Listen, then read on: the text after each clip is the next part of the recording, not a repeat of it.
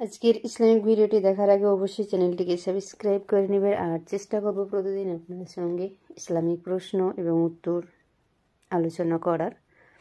আমাদের প্রত্যেকের হাদিস বা ইসলামিক বিষয়ে জানা এটি গুরুত্বপূর্ণ বিষয়, ছেলে এবং মেয়ে দুজনেরই, এবং মুসলিম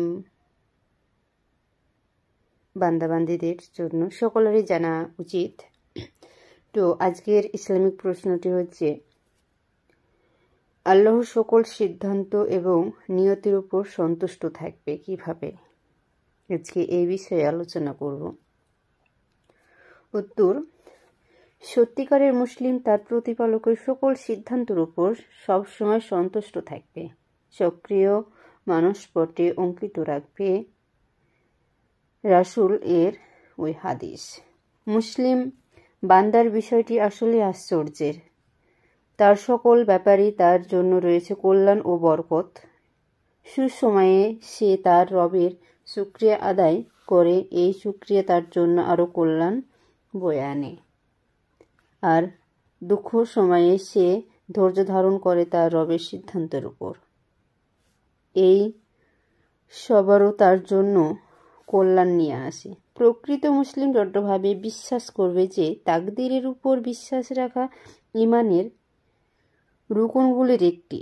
জীবন চলার পথে যেসব দুঃখ, কষ্ট, বিপদাপদ তার উপর আপতিত হবে তা পূর্ব নির্ধারিত। এগুলো এড়িয়ে যাওয়ার কোনো উপায় নেই, বরং সন্তুষ্ট চিত্তে ধৈর্য ধারণ করলে সে আল্লাহর পক্ষ থেকে সীমাহীন সওয়াব পাবে। সাথে সাথে সফল কাম অনুগত ও মুমিনদের দলে তার নামও উঠে যাবে। এমনিভাবে সর্বাপেক্ষে কল্যাণ লাভের বিষয়টিও পরিষ্কার। যখন মুসলিম বান্দা আনন্দে থাকে তখন তার জিহ্বা পরম করুণাময় ও নিয়ামত দানকারী স্রষ্টার প্রশংসা করে।